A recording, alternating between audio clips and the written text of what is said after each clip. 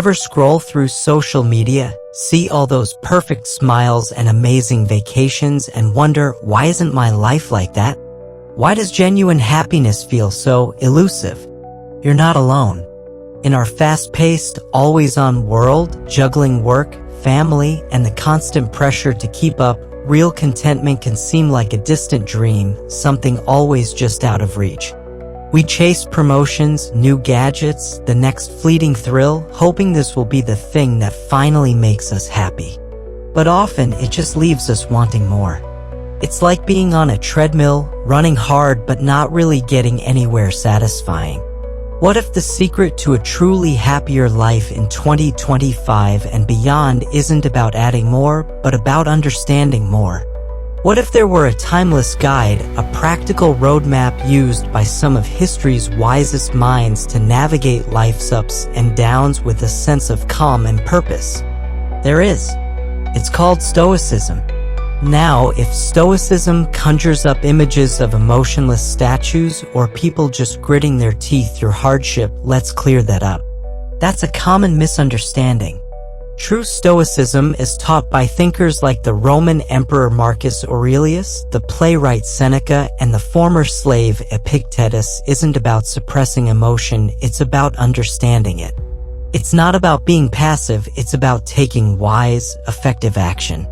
These ancient philosophers, living in times just as chaotic and unpredictable as our own, figured out that much of our unhappiness doesn't come from our circumstances, but from how we think about them.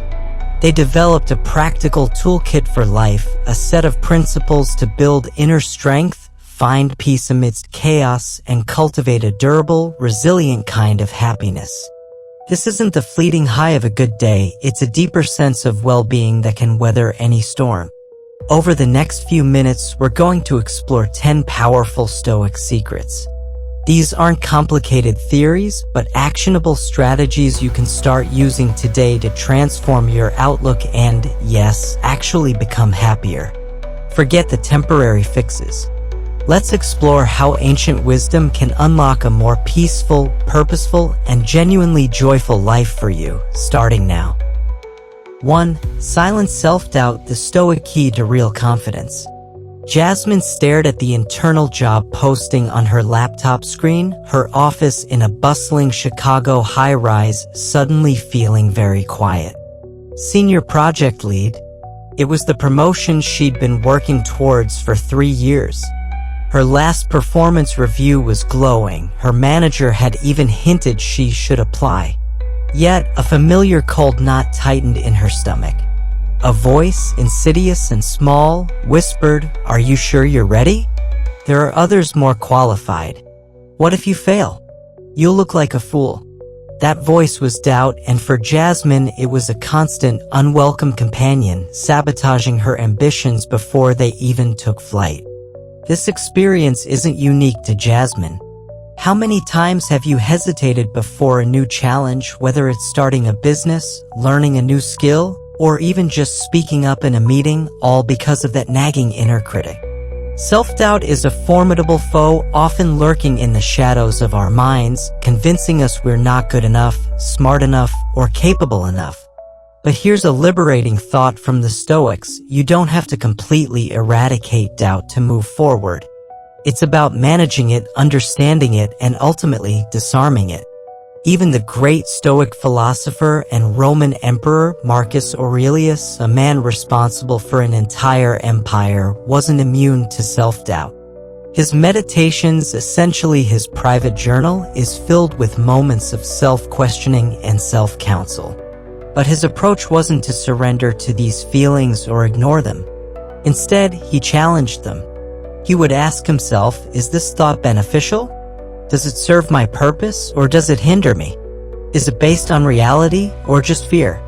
This is a powerful technique we can borrow today. When doubt creeps in, like it did for Jasmine, we can confront it directly. Ask, okay, doubt, I hear you. But what actual evidence do you have? And is listening to you helping me achieve what I value? Marcus Aurelius famously wrote, "Our life is what our thoughts make it." This isn't just a pretty aphorism, it's a profound psychological insight. Our thoughts shape our reality.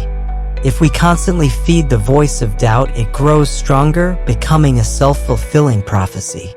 But if we challenge it, if we choose to focus on thoughts that empower us, we begin to build a fortress of self-belief. Imagine Jasmine again. Instead of letting that voice paralyze her, what if she applied a Stoic lens? She could acknowledge the fear. Yes, this is a big step, and it's natural to feel some apprehension. Then she could counter it with evidence. But remember that complex project last year? The one everyone said was impossible? You led that team and you delivered. Remember the client who specifically praised your problem-solving skills? Remember when you learned that new software in half the expected time? These aren't boasts, they are facts. They are small and not so small victories that, when consciously recalled, act as powerful ammunition against the whispers of inadequacy. The Stoics taught that we should focus on our reasoned choices and our actions, not on the anxieties conjured by our imagination. When doubt says, "You can't," your reasoned mind, armed with past successes, can reply, "Watch me try." This isn't about arrogance, it's about a quiet, steady confidence rooted in self-awareness and a fair assessment of your abilities. So, how do you cultivate this Stoic confidence? First, practice objective self-assessment. Like Aurelius, regularly examine your thoughts. When a doubtful thought arises, write it down. Then list objective evidence for and against it. More often than not, you'll find the evidence against the doubt is far stronger. Second, collect your wins.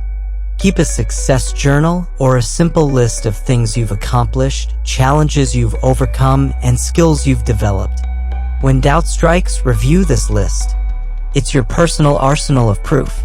For Jasmine, this could be a list of successful projects, positive feedback, and skills acquired. Third, focus on effort, not just outcome. The Stoics understood that we don't always control the final result, but we always control our effort and intention. If Jasmine applies for the promotion and gives it her best shot, that is a success in itself, regardless of whether she gets it. This mindset frees you from the fear of failure, because failure is redefined as not trying or not learning. Fourth, remember that courage isn't the absence of fear or doubt, it's acting despite it. Every time you take a step forward, however small, in the face of doubt, you weaken its hold and strengthen your self-belief. Happiness, the deep, abiding kind the Stoics spoke of, doesn't come from a life free of challenges or self-questioning. It comes from knowing you have the inner tools to face them, from believing in your capacity to learn, adapt, and persevere. For Jasmine in Chicago, this means taking a deep breath, acknowledging her fear, and then focusing on her strengths and past successes as she hits submit on that application. It's about choosing to believe in herself, not because doubt has vanished, but because she has decided her potential is more powerful than her fear. This shift, this conscious choice to back yourself, is the Stoic key to unlocking real, sustainable confidence. 2. Is your life on autopilot? A Stoic Reality Check. David, a bright marketing associate in a sleek New York City firm, found himself staring blankly at his reflection in the subway window one Tuesday morning. The train rumbled along its usual path just as he rumbled along his. Wake up, coffee, commute, emails, meetings, a hurried lunch at his desk, more emails, commute back, microwave dinner, an hour of mindless scrolling or TV, then bed. Rinse and repeat. Suddenly, a thought, sharp and unwelcome, pierced through the morning haze. Is this it? Is this what I'm working so hard for? He was successful by many standards, earning a good salary, living in a sought-after city. But a gnawing feeling of emptiness had begun to settle in. His days felt like a pre-programmed sequence, a life lived on autopilot, and he wasn't sure he liked the destination. Many of us can relate to David's experience. It's easy to get caught up in the rhythm of daily routines and societal expectations, so much so that we forget to ask ourselves if the life we're living truly aligns with who we are or what we deeply value. The Stoics were strong advocates for regular self-reflection, for taking moments to step back from the relentless doing and engage in some serious thinking. This isn't about navel-gazing or inducing a guilt trip, it's about honest, courageous self-assessment. It's like being the director of your own life's movie. Are you actively scripting scenes that excite you, or are you just letting the camera roll on a predictable plot? Imagine your life, just as it is right now, was a YouTube video. Would you hit the like button? Would you be engaged, or would you find your attention drifting, tempted to scroll past to something more compelling? This isn't meant to be harsh, but to be a genuine inquiry. The Stoics believed that an unexamined life, while perhaps easier in the short term, often leads to long-term dissatisfaction. They urged us to regularly pause and ask ourselves some fundamental questions. What truly makes me feel alive and purposeful? Why do I make the choices I do? Are they driven by my own values or by external pressures? If I continue on this current path, where will I be in 5 years? 10 years? Is that where I genuinely want to be? For David, these questions began to surface during that subway ride. He realized he'd been so focused on climbing the corporate ladder that he hadn't stopped to consider if it was even leaning against the right wall for him. He'd always dreamed of using his marketing skills for environmental causes, a passion he'd shelved as unrealistic when the job offers started coming in. Those dreams were now like cherished books on a high shelf, gathering dust, almost forgotten. The Stoic approach to reflection isn't just about identifying problems, it's about empowering action. Once David acknowledged his autopilot mode, the next step, in a Stoic sense, would be to reclaim the director's chair.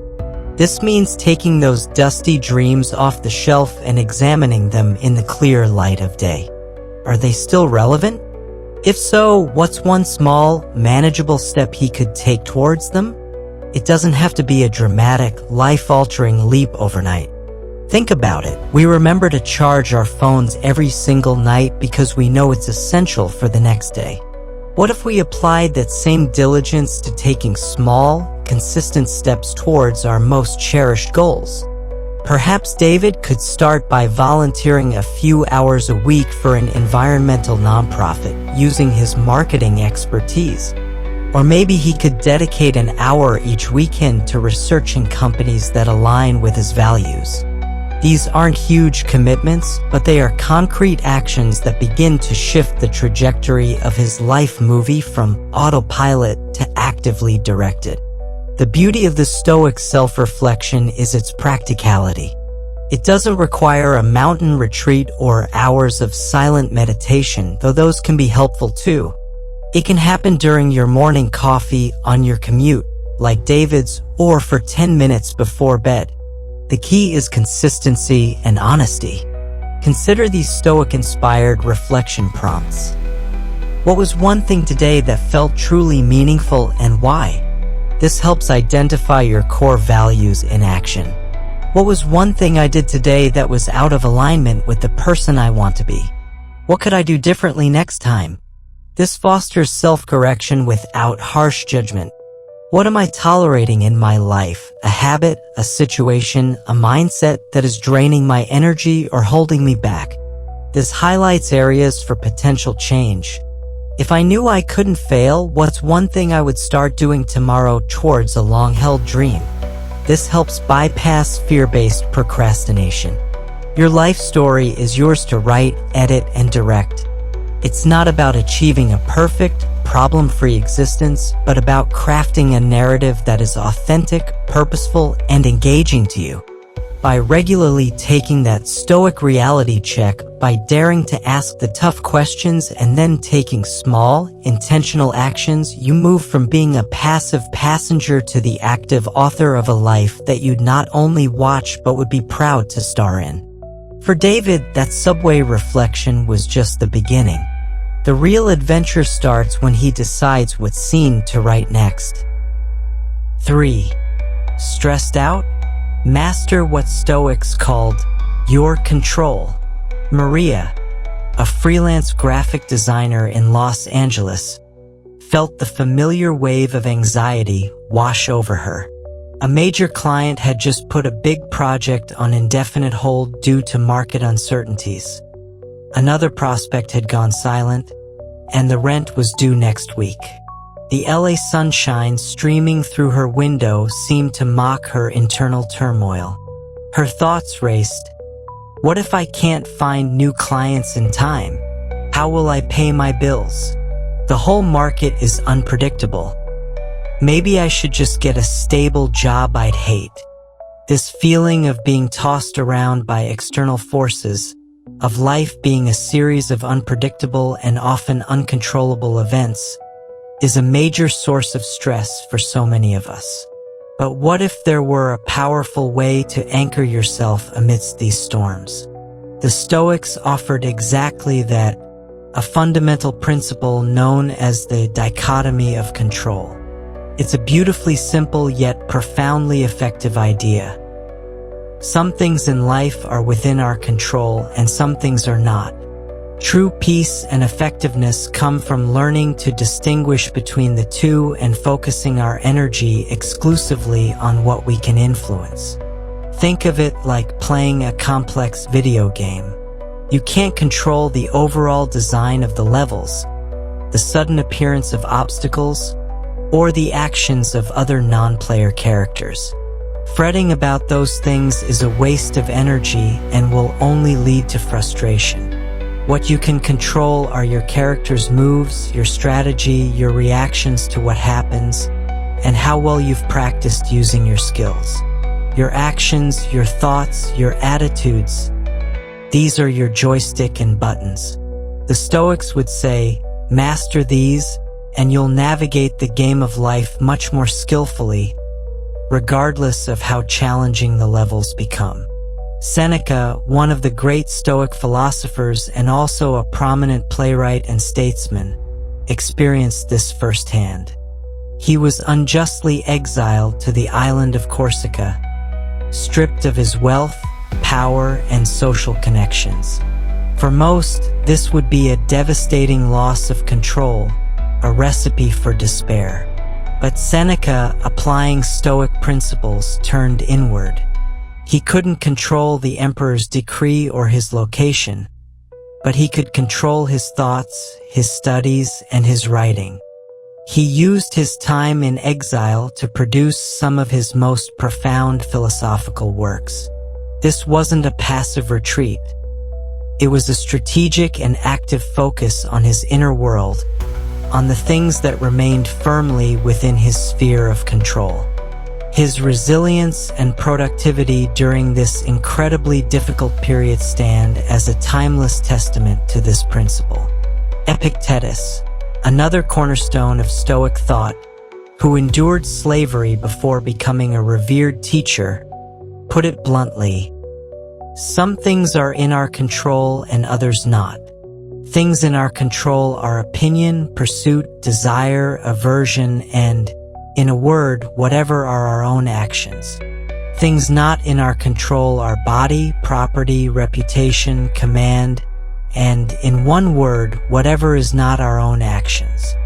He taught that trying to control or change what is not ours to control is the root of most of our suffering. Let's bring this back to Maria in LA. Is the client putting the project on hold? Not in her control. The overall economic climate? Not in her control. A prospect going silent? Frustrating, but ultimately, their decision is not in her control. If she obsesses over these things, her stress will skyrocket, and her ability to act effectively will plummet. But what is in her control? Her response to the news. She can panic, or she can see it as a signal to activate her contingency plan. Her effort in finding new clients. She can update her portfolio, network actively, send out personalized pitches, and follow up strategically. Her skill development. She can use any unexpected downtime to learn a new design software or refine a current skill, making her more marketable. Her mindset. She can choose to view this as a temporary setback and an opportunity to diversify, rather than a catastrophe. Her financial management. She can review her budget, identify areas to cut back temporarily, or explore short-term income options. By shifting her focus from "the market is terrible and I'm doomed," things outside her control, to "what actions can I take right now to improve my situation?" things within her control, Maria reclaims her agency. This doesn't guarantee immediate new clients, but it drastically reduces her stress and significantly increases her chances of a positive outcome. It's the difference between being a victim of circumstance and an active agent in her own life. This isn't about pretending bad things don't happen or that we don't feel negative emotions. It's about acknowledging the reality of the situation, feeling what we feel, and then consciously directing our energy towards productive, controllable actions. It's not about controlling the storm, as the saying goes, but about learning to build a sturdier boat, or as the Stoics might say, learning to navigate with wisdom and calm regardless of the weather. So, the next time you feel stressed or overwhelmed, pause and ask yourself, what aspects of this situation are truly within my direct control? My thoughts, my efforts, my responses, my choices. What aspects are outside my direct control? Other people's actions/opinions, past events, future uncertainties, global events. Am I wasting energy trying to control the uncontrollable? What is one constructive action I can take right now, focusing only on what I can control? By consistently practicing this dichotomy of control, you, like Maria, can find a sense of calm and empowerment even when life throws its inevitable curveballs. This isn't just a coping mechanism.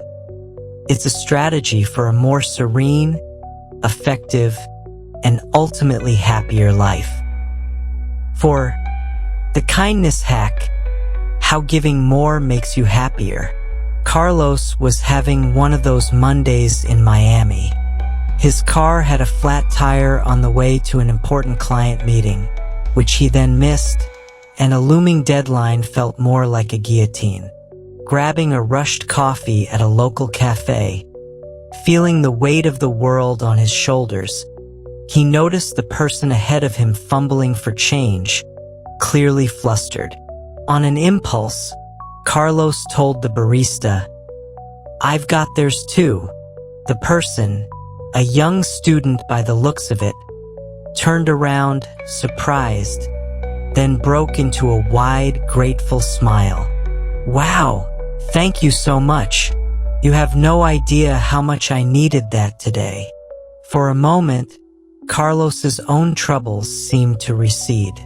That small act, that unexpected connection, sent a little ripple of warmth through his otherwise rotten day. There's a famous saying, "You get what you give," and the Stoics understood this principle deeply, not just as a matter of cosmic justice, but as a practical path to a more fulfilling life. Think of kindness like throwing a pebble into a still lake. The initial act might be small, almost insignificant, but the ripples it creates spread far and wide, touching shores the pebble itself could never reach. Every small act of kindness, holding a door, offering a genuine compliment, listening patiently, or, like Carlos, buying someone a coffee, creates these positive ripples in the world around us. And here's the beautiful part. By making someone else's day a little brighter, we often inadvertently light up our own. The Stoics, particularly Seneca, emphasized the importance of benevolence and our interconnectedness as human beings. Seneca wasn't just a philosopher in an ivory tower. He was deeply involved in Roman society and understood human nature. He famously said, "Wherever there is a human being, there is an opportunity for kindness." This isn't a call for grand, heroic gestures, though those have their place, but an invitation to see every interaction, every encounter, as a chance to practice this virtue. It's the everyday, consistent kindness that truly counts and accumulates. Now, here's an interesting aspect. The good you do often finds its way back to you, but not always in the direct, transactional way we might expect. It's like throwing a boomerang of kindness. It will return, but sometimes it's in the form of that thankful smile Carlos received, which momentarily lifted his spirits. Other times, it might be a helping hand offered to you when you least expect it, from someone you barely know, inspired perhaps by a kindness they once received.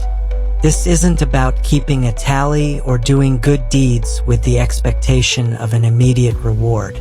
That would miss the Stoic point. It's about understanding that our individual actions contribute to the overall climate of compassion and goodwill in our communities.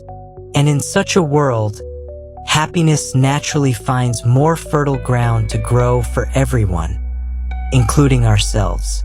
Seneca practiced what he preached. He was known for his generosity, often advising and helping others, sharing his wisdom and resources without a hidden agenda of personal gain.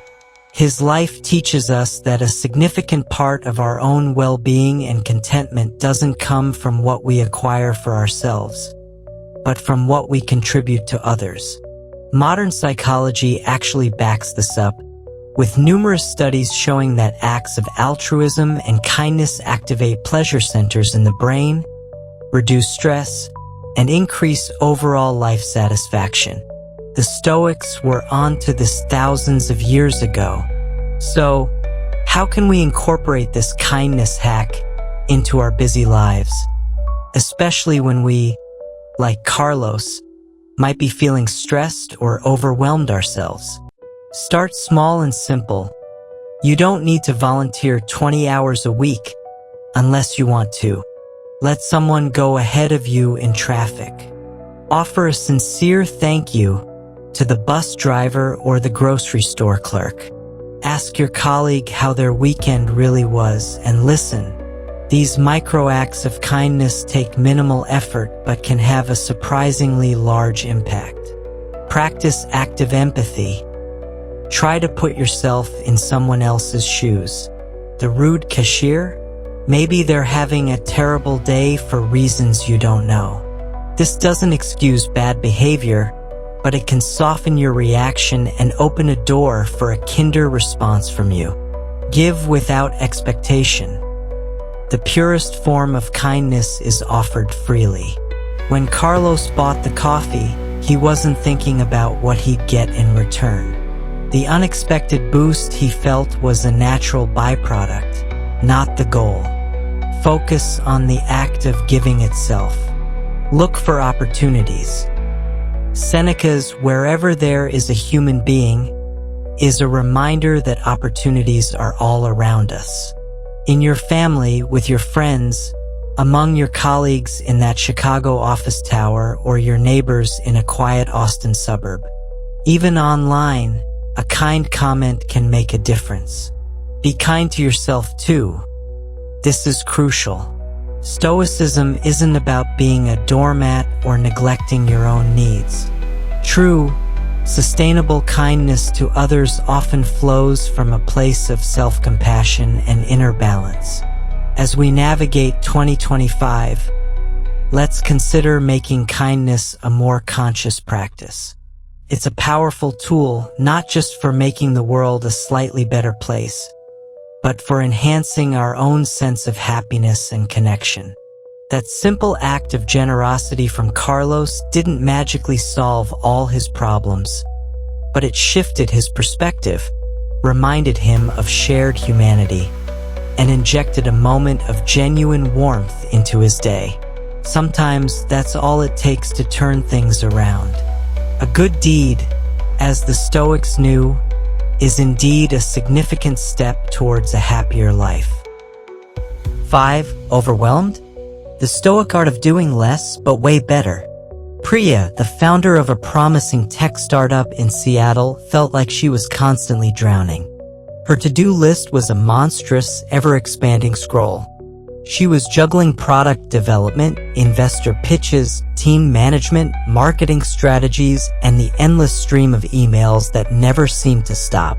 She'd work 14-hour days, fueled by caffeine and sheer willpower, yet at the end of each week, she felt like she'd made miles of motion but only inches of progress on what truly mattered. She was busy, incredibly busy, but was she effective? The constant pressure and resulting exhaustion were starting to take a toll not just on her work, but on her well-being. Ever tried juggling? If you start with 1 or 2 balls, it's manageable, maybe even fun. Add a third, a fourth, a fifth, suddenly they're all crashing to the floor. Life, and especially modern work life, can often feel like this. We're encouraged to multitask, to take on more, to always be on.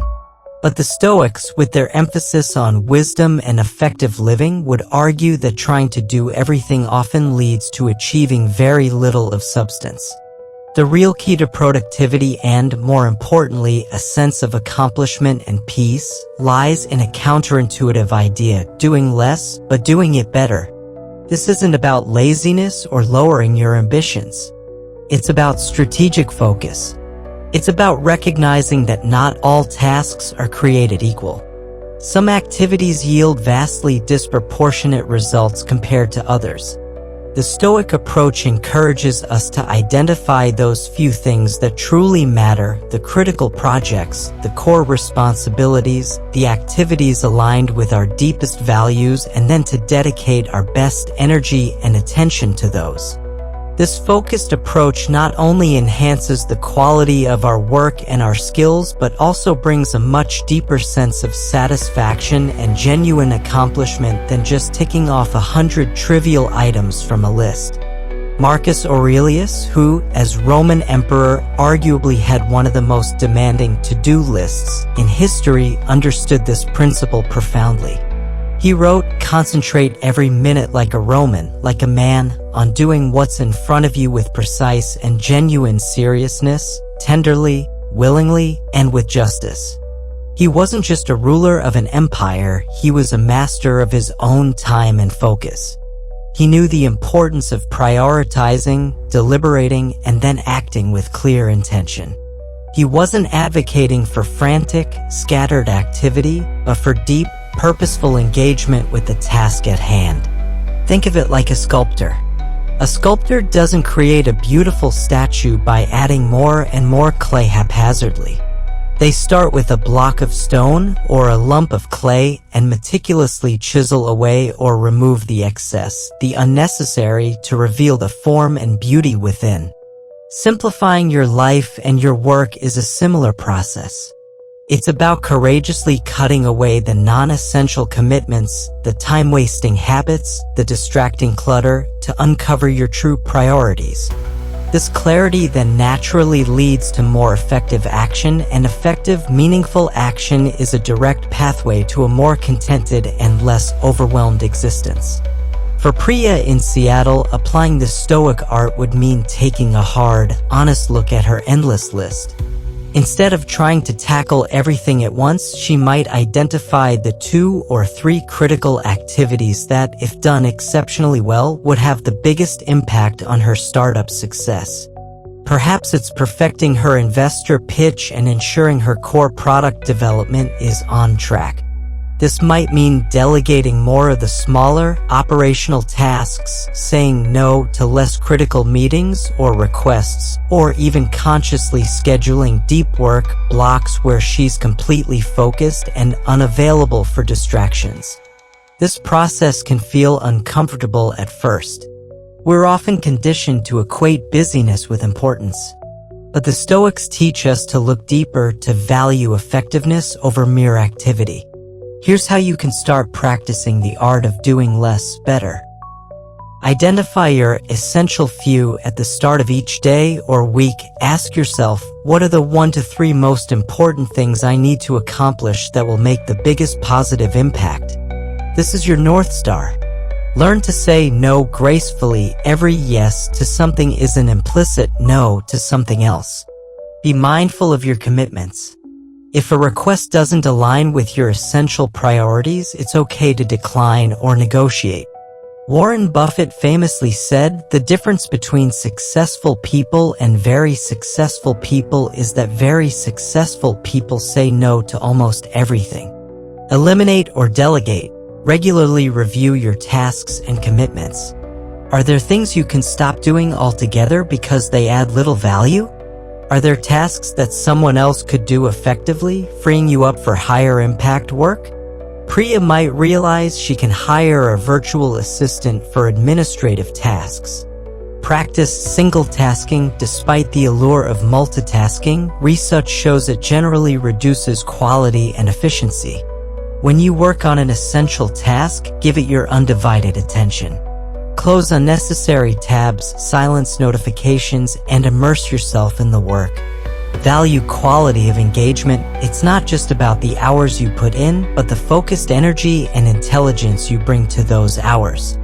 2 hours of highly focused, strategic work can be far more productive than 8 hours of distracted, fragmented effort. By embracing the Stoic principle, Priya might find that by doing less, by strategically focusing her energy, she actually achieves more significant results, feels less burned out, and rediscovers a sense of control and satisfaction in her demanding role. It's about shifting from being a firefighter, constantly reacting to urgent but unimportant tasks, to being an architect, intentionally designing her efforts around what truly builds value. So, let's narrow our gaze to broaden our impact and find in that focus a more profound and sustainable form of happiness and accomplishment. 6. The gratitude habit. Find joy in your everyday. Stoic tip. Old Mr. Henderson, a retired history teacher living in a quiet, tree-lined suburb of Boston, often found his days feeling a bit gray. His children were grown and lived far away. His beloved wife had passed a few years prior, and his world had become smaller, quieter. He wasn't unhappy exactly, but a certain zest for life seemed to have faded. Then his granddaughter, visiting from college, suggested he try a simple exercise she'd learned about: keeping a gratitude journal. "Just write down 3 things you're thankful for each day, Grandpa," she'd said. Skeptical but willing to humor her, he began. The first few entries felt forced: a sunny day. The mailman was on time. But slowly, something began to shift. Gratitude. It's a concept we hear a lot about, but what does it really mean in a practical, Stoic sense? It's not about pretending everything is perfect or ignoring life's difficulties. Instead, it's like suddenly finding a forgotten $20 bill in the pocket of an old jacket. The money was always there, but the moment of discovery, the conscious acknowledgement of it, brings a little burst of unexpected joy. That's what a gratitude practice does to life. It's about actively noticing and appreciating the good things that are already present, many of which we tend to overlook in our relentless pursuit of what's next or what's missing. It could be the taste of your morning coffee, a friendly chat with a neighbor, the comfortable silence of reading a good book, or the simple fact of a healthy body. The Stoics, particularly Epictetus, were masters of finding contentment in what they had, rather than lamenting what they lacked. Epictetus himself lived a life of immense hardship, born into slavery, lamed by his master, yet he became one of antiquity's most influential philosophers on the art of living well. He once remarked, "He is a wise man who does not grieve for the things which he has not, but rejoices for those which he has." This wasn't a call for complacency, but a profound understanding that our internal state is shaped far more by our perspective on our circumstances than by the circumstances themselves. For Mr. Henderson, his simple gratitude journal began to retrain his focus. Instead of his mind dwelling on his loneliness or the things he could no longer do, he started actively scanning his days for small positives. Enjoyed the robin singing outside my window this morning. Had a good phone call with my son. The new librarian helped me find a fascinating book on Churchill. These weren't earth-shattering events, but as he consistently recorded them, he found his overall mood lifting. Life didn't suddenly become problem-free, but it started to feel richer, more textured, filled with small, previously unnoticed moments of grace. The amazing thing about gratitude is that the more you look for things to be thankful for, the more you find. It's like tuning a radio to a specific frequency. Once you're tuned into gratitude, you start picking up signals you were completely missing before. This practice actively shifts your default mental filter from seeking out problems or deficiencies to spotting blessings and opportunities. So, how can you, like Mr. Henderson, cultivate this powerful gratitude habit in your own life, whether you're in a bustling city apartment or a quiet suburban home? Start a gratitude journal. This is the classic, and for good reason. Every evening, or even just a few times a week, jot down 3 to 5 things you were grateful for that day. Be specific. Instead of my family, try the way my daughter laughed at my silly joke today. Specificity makes it more real and impactful. Use gratitude prompts. If "what are you grateful for" feels too broad, try prompts like, "What's one small thing that brought you comfort today?" "Who is someone you appreciate and why?" "What's a skill you have that you're thankful for?" Practice mindful appreciation. Throughout your day, pause to savor small, pleasant moments. Really taste the piece of chocolate. Notice the warmth of the sun on your skin. Listen to the music without doing anything else. This is in-the-moment gratitude. Express your gratitude to others. Don't just feel it, share it. Write a thank you note. Tell someone specifically how they helped you or what you appreciate about them. This amplifies the positive feelings for both you and the other person.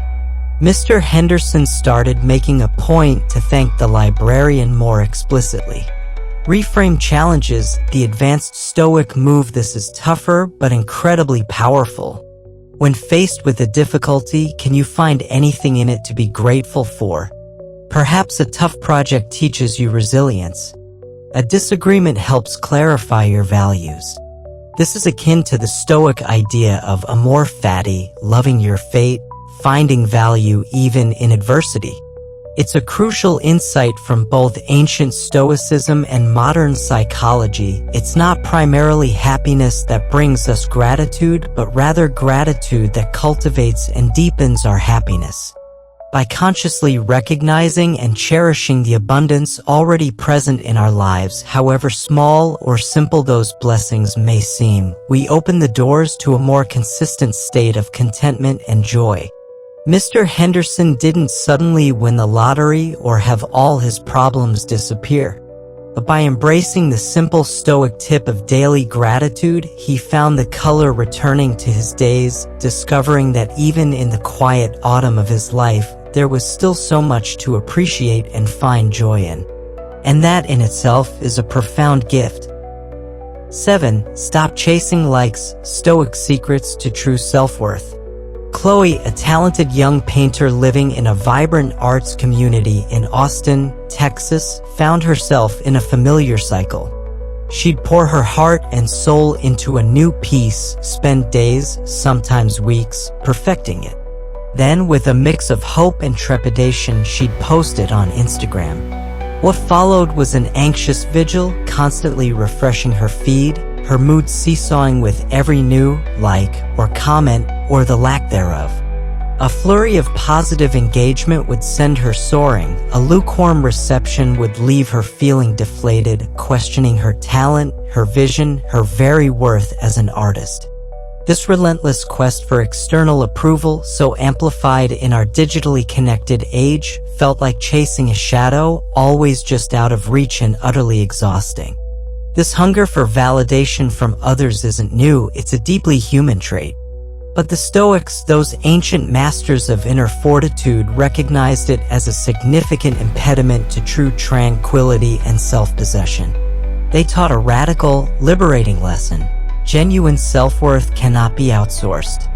It must be cultivated from within. Imagine your self-worth as a sturdy, well-built fortress.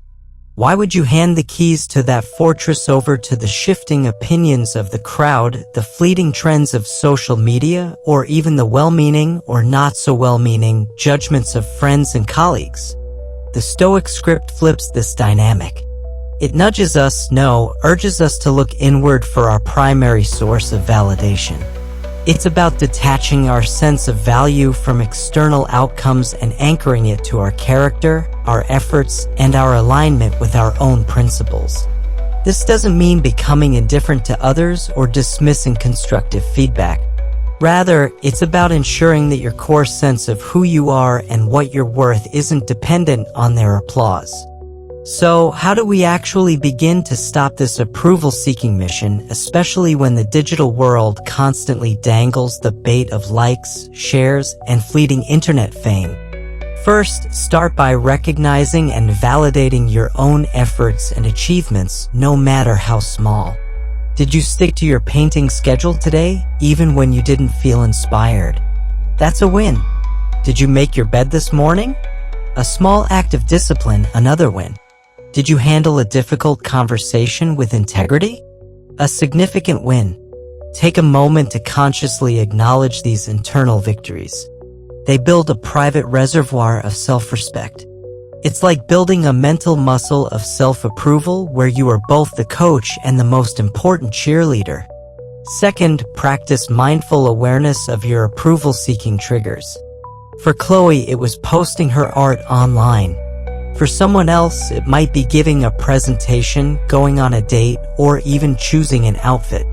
When you feel that familiar urge to fish for compliments or that anxiety about how you'll be perceived, pause. Ask yourself, as the Stoics might, am I doing this for the work itself, for my own growth and expression, or am I doing it primarily for the external reaction? This pause creates a space for a more conscious choice. A core Stoic secret is this: your reasoned, well-informed opinion of yourself is the one that truly matters most. Epictetus taught that we should be more concerned with our own moral and intellectual progress than with what others think of us. He advised focusing on our duties, our principles, and our inner character because these are within our control, whereas the opinions of others are not. Third, set goals and pursue activities that are intrinsically rewarding to you. Engage in work, hobbies, or acts of service that give you a sense of purpose and accomplishment, independent of any external praise.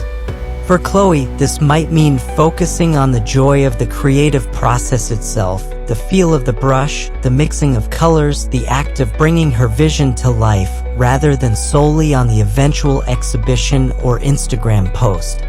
When your actions are aligned with your deepest values, the internal satisfaction they bring becomes a powerful antidote to the need for external kudos. Fourth, develop your own internal scorecard. Instead of measuring your success by external metrics, likes, promotions, compliments, define what success means to you based on your own values. Is it effort, integrity, learning, kindness, courage? Judge yourself by these internal standards. This mental decluttering, less focus on others' opinions, more space for your own authentic growth, is incredibly liberating. This isn't about cultivating arrogance or becoming a hermit who cares nothing for human connection. Meaningful relationships and community are also important in Stoicism. It's about shifting the locus of control for your self-worth from the external to the internal. It's about being true to yourself, your principles, and your craft, whether you get a standing ovation or a room full of blank stares. For Chloe and Austin, this means continuing to paint with passion and dedication because she values her art and her growth as an artist. She can still share her work, but with a different intention, as an offering and expression rather than a desperate plea for validation. The likes might still be nice, but they no longer define her. Her fortress of self-worth is built on the solid ground of her own effort, her integrity, and her commitment to her artistic journey. This shift isn't just empowering, it's the Stoic pathway to a more stable, authentic, and deeply satisfying sense of self. 8. Grow stronger. Why Stoics said to embrace challenges. Mark, a dedicated high school English teacher in Denver, noticed a growing disconnect with some of his students. Their world was increasingly digital, and he felt his traditional teaching methods weren't always bridging the gap. He could have complained about declining attention spans or the distractions of technology. He could have simply continued doing what he'd always done, feeling increasingly frustrated. Instead, an idea sparked. What if he learned some basic coding to create interactive literary exercises, or a simple app for his students to explore poetry in new ways? The thought was daunting. Mark was in his late 40s. Coding seemed like a young person's game, a completely alien language. It would be steep, challenging, and time-consuming. Imagine you're climbing a mountain. It's arduous, your muscles ache, your breath comes in gasps, and at times you seriously wonder why you ever thought this was a good idea. But here's the thing. Every upward step, every obstacle navigated, every moment you push through the discomfort, you're not just getting closer to the summit, you're becoming stronger, more resilient, more capable. The Stoics, those ancient philosophers whose wisdom is as fresh as tomorrow's sunrise, understood this profoundly. They taught that life's true fulfillment and the development of a robust character often come not from avoiding challenges, but from embracing them, from willingly stepping onto that metaphorical mountainside. So, as we look towards 2025 and beyond, the Stoic invitation isn't to seek a life of ease, but to transform our daily grind, our personal obstacles, into our own personal Everests, opportunities for growth and self-discovery. Now, you might be thinking, easier said than done, and you'd be right. Stoicism isn't about magical overnight transformations. It's about small, steady changes in perspective and action. For Mark, deciding to learn coding wasn't about becoming a tech guru in a week. It was about setting a goal that pushed his existing limits yet felt achievable with sustained effort. He started with a free online introductory course, dedicating just 30 minutes a day. The key, the Stoics would emphasize, isn't necessarily the grandness of the goal itself, but the growth that occurs in the process of reaching for it. Each small coding concept mastered, each little bug fixed in his rudimentary programs was a small victory, a step up his personal mountain. The Stoics believed that difficulties are not impediments to virtue, but opportunities for virtue. When faced with a challenge, we have the chance to practice courage, patience, perseverance, and wisdom. Seneca wrote, "Difficulties strengthen the mind, as labor does the body." He saw obstacles not as roadblocks, but as training grounds for the soul. Just as an athlete needs resistance to build muscle, our character needs challenges to develop strength and resilience. How can we apply this Stoic mindset to actively embrace challenges in our own lives? Reframe your perspective on difficulty. Instead of seeing a challenge as a threat or a sign of failure, try to view it as an opportunity. Ask yourself, what can I learn from this? How can this make me stronger or more skilled? Mark could see his coding challenge not as a burden, but as a chance to connect with his students and revitalize his teaching. Set stretch goals. Choose goals that are slightly outside your current comfort zone, but still attainable.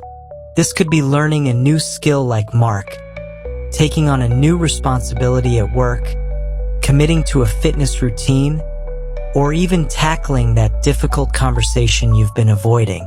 The stretch is where the growth happens. Break it down. Large challenges can feel overwhelming. Divide your mountain into smaller, manageable hills or even steps. Mark didn't aim to build a complex app overnight. He started with "Hello, world." Celebrate the small wins along the way to maintain momentum and motivation. Embrace discomfort. Within reason, growth rarely happens in the cozy confines of our comfort zone. There will be moments of frustration, self-doubt, and the desire to quit. The Stoics would encourage us to lean into this discomfort, to see it as a sign that we're pushing our boundaries. Of course, this is distinct from enduring harmful or abusive situations. Stoicism is about wise resilience, not needless suffering. Seek support and learn from others. Climbing a mountain is often safer and more enjoyable with companions. Stoicism teaches the value of community and mutual support. Share your challenges and your victories with trusted friends, mentors, or colleagues. Mark might join an online forum for beginner coders or ask a tech-savvy colleague for occasional advice. By sharing your journey, you not only gain allies and practical help, but can also inspire others to start their own climbs. Mark's journey into coding wasn't easy. There were many evenings he wanted to give up, frustrated by error messages he didn't understand. But he persisted, driven by his desire to better serve his students. Months later, when he unveiled a simple interactive poetry tool he'd built, the engagement and excitement from his students were palpable. More than that, Mark himself felt a profound sense of accomplishment and a newfound confidence in his ability to learn and adapt. He hadn't just learned some code. He'd climbed a personal mountain and discovered new strengths within himself. As we navigate our lives, let's remember the Stoic wisdom. Challenges are not just to be endured, but to be embraced as the very path to becoming stronger, wiser, and more fulfilled. So, identify your next mountain. Take that first step, support each other in the climb, and enjoy the expansive view that comes from daring to grow. Happy climbing. 9. Laugh it off. The surprising Stoic power of humor. Sarah was hosting Thanksgiving dinner for her extended family in her cozy suburban New Jersey home. Everything that could go wrong seemed to. The turkey was taking longer to cook than anticipated. Her normally well-behaved nephew decided to conduct a percussion experiment on the fine china, and her politically opinionated uncle and equally opinionated cousin were starting to discuss current events with rising voices in the living room. Sarah felt her stress levels spiking, envisioning a disastrous holiday. Then she remembered a snippet she'd read about stoicism and humor. Taking a deep breath, instead of losing her cool, she walked into the living room, caught her uncle's eye, and said with a playful grin, "All right, gentlemen, are we solving all the world's problems before the turkey is even done? Or can we declare a temporary truce for the sake of cranberry sauce?" A surprised laugh erupted from both of them, diffusing the tension instantly. Later, when the slightly delayed turkey finally made its appearance, she quipped he just needed a little more time to contemplate his grand entrance. Suggesting we laugh more might sound like a frivolous piece of advice when discussing a profound philosophy like Stoicism, but it's actually a cornerstone of a contented and resilient life, echoing the wisdom of the ancients. It's not about ignoring life's serious problems, but about gaining perspective. Humor is a powerful tool. It lightens our burdens, helps us connect with others, and allows us to see the absurdity that often lurks within life's little dramas. There's even a story, perhaps apocryphal but illustrative, about the Stoic philosopher Chrysippus, who reportedly died of laughter after seeing a donkey eating his figs and then jokingly telling his slave to give the donkey unmixed wine to wash them down. While we certainly don't advocate for such an extreme end, the tale underscores a profound truth the Stoics recognized. Laughter and a light-hearted approach to life's imperfections are serious business when it comes to our well-being. Imagine for a moment some of your daily frustrations viewed through a lens of humor. That massive traffic jam on the way to your Chicago office? Instead of fuming, perhaps it's the universe's way of giving you an unscheduled concert with your favorite playlist, or a live, unsolicited comedy show by other frustrated drivers. Your carefully prepared presentation suddenly glitches during an important meeting? Instead of panic, a self-deprecating chuckle about technology's mischievous ways can disarm the tension for everyone, including yourself. This is Stoicism in action. Recognizing that not every setback, not every inconvenience deserves a furrowed brow or an explosion of anger. We can choose our response. So, how do you actually fit more laughter and lightheartedness into the often demanding puzzle of modern life?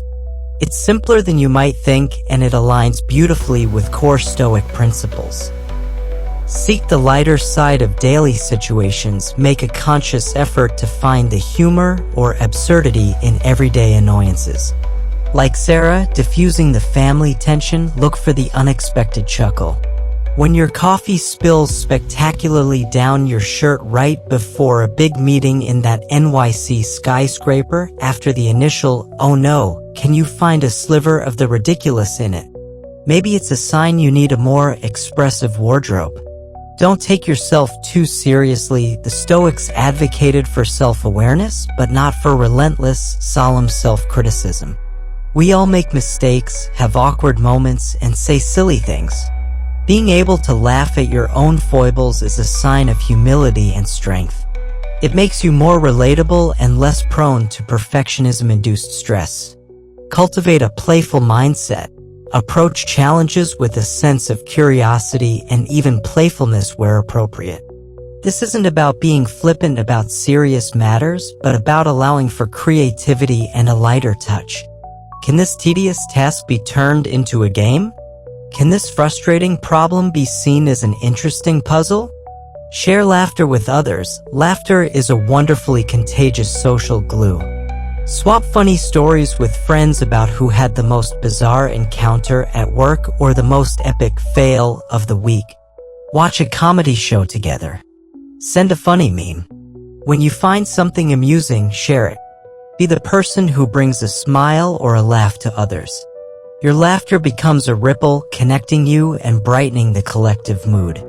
Remember the Stoic dichotomy of control. You can't always control what happens to you, but you can control your outlook and your reaction. Choosing to find humor, or at least maintain a sense of perspective instead of succumbing to negativity, is a powerful exercise of that control. It's a conscious decision not to let external events dictate your inner state entirely. This Stoic embrace of humor isn't about becoming a stand-up comedian or ignoring genuine suffering. It's about developing an internal shock absorber, a way to navigate the bumps in the road with more grace and less distress. It's about recognizing that, as Seneca implied, a life lived with too much gravity can itself become a heavy burden. Laughter, in this context, is a form of wisdom. It helps us maintain balance, fosters resilience, and strengthens our connections with those around us. So, as you go about your days, look for those opportunities to smile, to chuckle, to share a laugh. It's not just good for your soul, it's a practical Stoic strategy for a more joyful and harmonious existence. Like Sarah at her Thanksgiving dinner, sometimes a well-timed bit of humor is the wisest, most effective tool you have. Go ahead, laugh a bit more, it's wisdom echoing through the ages. 10. Love your fate. The Stoic Path to Unshakable Peace. Michael, a marketing manager in Portland, Oregon, felt like the rug had been pulled out from under him. His company, citing economic downturns, had just announced a major round of layoffs, and his position was eliminated. One moment he was planning a new campaign, the next he was packing a box, his future suddenly a terrifying blank. Despair and anger churned within him. Why me? This isn't fair. What am I going to do? The questions echoed the panic many feel when life delivers an unexpected, unwelcome blow. Love your fate, or amor fati, as the Stoics termed it. Sounds like an incredibly tall order in moments like these, doesn't it? How can you possibly love losing your job, facing a health crisis, or navigating a painful betrayal? Yet, this concept is one of the most powerful and transformative teachings of Stoicism, a direct path towards an unshakable inner peace, even when the world around us is chaotic and unpredictable. Stoicism isn't about suppressing emotions or pretending that painful things don't hurt. It's not about a stiff upper lip in the face of disaster. Instead, amor fati is about a profound, active embrace of whatever life throws at you. The good, the bad, the ugly, with a positive or at least accepting and proactive spirit. Think of it like surfing. You can't control the ocean. Waves will come, big and small, gentle and crashing. You can fight them, curse them, and inevitably get pummeled. Or you can learn to ride them. Your skill, your balance, your ability to adapt to the wave's energy. That's what counts, not wishing the wave were different. Amor fati is about becoming a skilled surfer of life. So, how does someone like Michael, reeling from his job loss in Portland, begin to practice loving his fate in a world where that fate can include anything from a critical email disappearing into the digital abyss to a global pandemic shutting down industries? It starts with reframing the mindset. When something doesn't go your way, the Stoic approach isn't to immediately label it as bad or a disaster, but to pause and ask, what opportunity might be hidden within this event? How can I use this? What can I learn from this? For Michael, after the initial shock and understandable grief, amor fati might look like this. Instead of endlessly replaying the unfairness of the layoff, which is outside his control, he could see this unexpected break as an opportunity.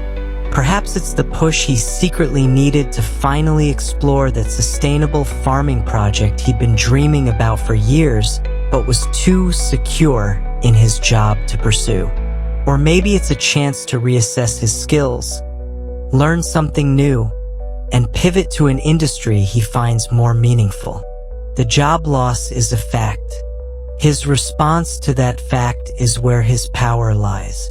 Marcus Aurelius, the Roman emperor who faced plague, war, and personal betrayals, captured this beautifully when he wrote that what stands in the way becomes the way.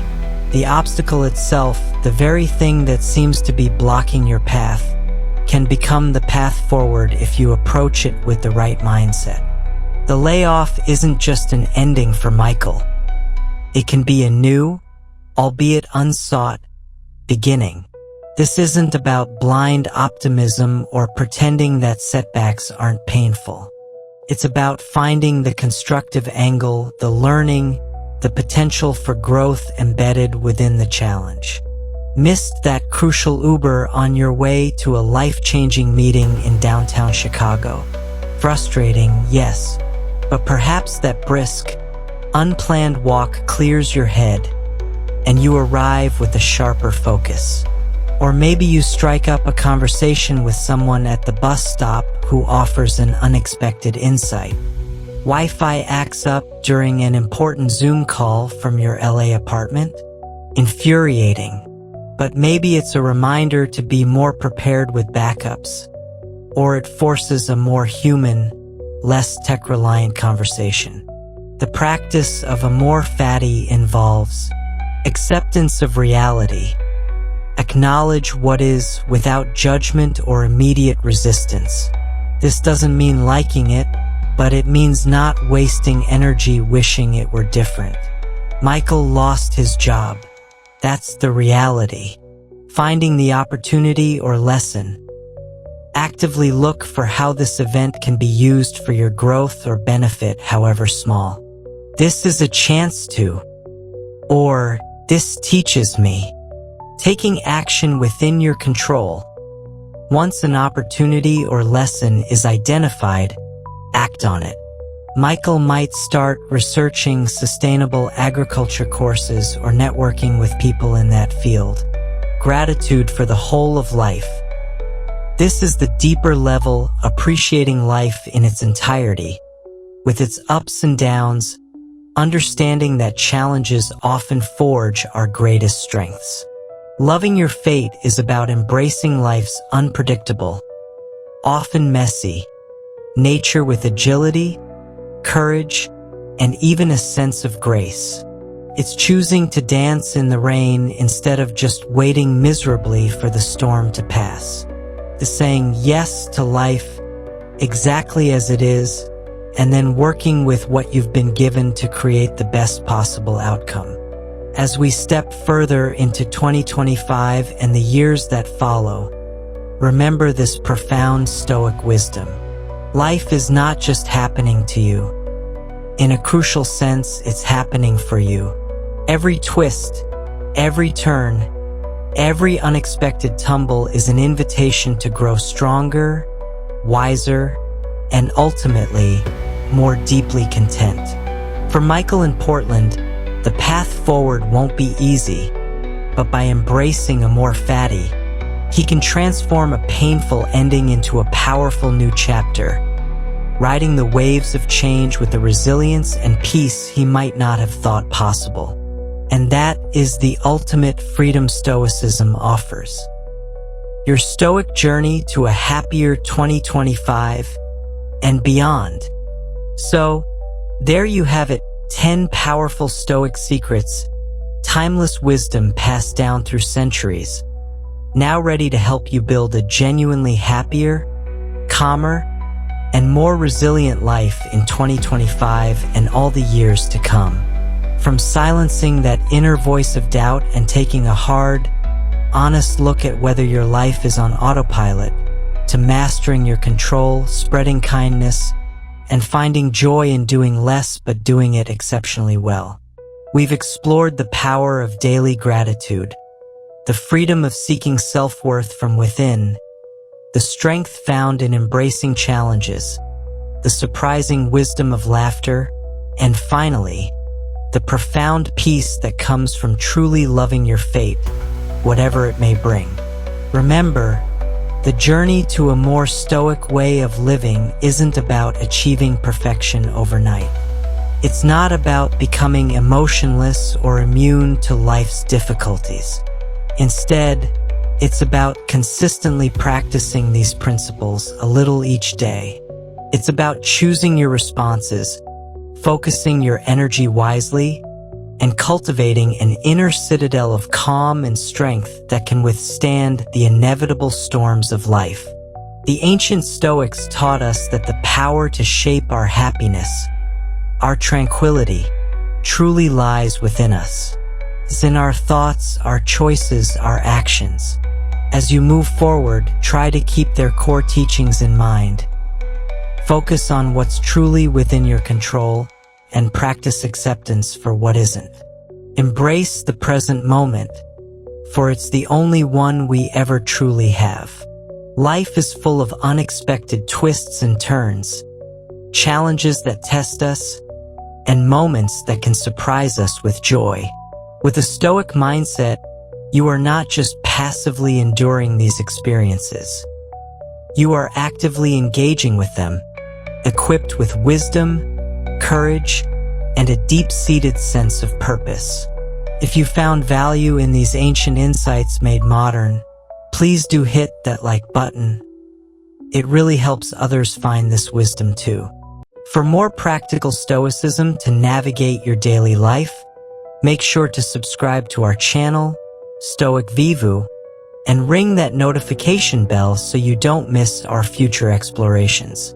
Every step you take towards understanding and applying Stoicism brings you closer to a more serene, fulfilled, and authentically happier life. Here's to a brighter, more resilient, and truly happier you in 2025 and beyond.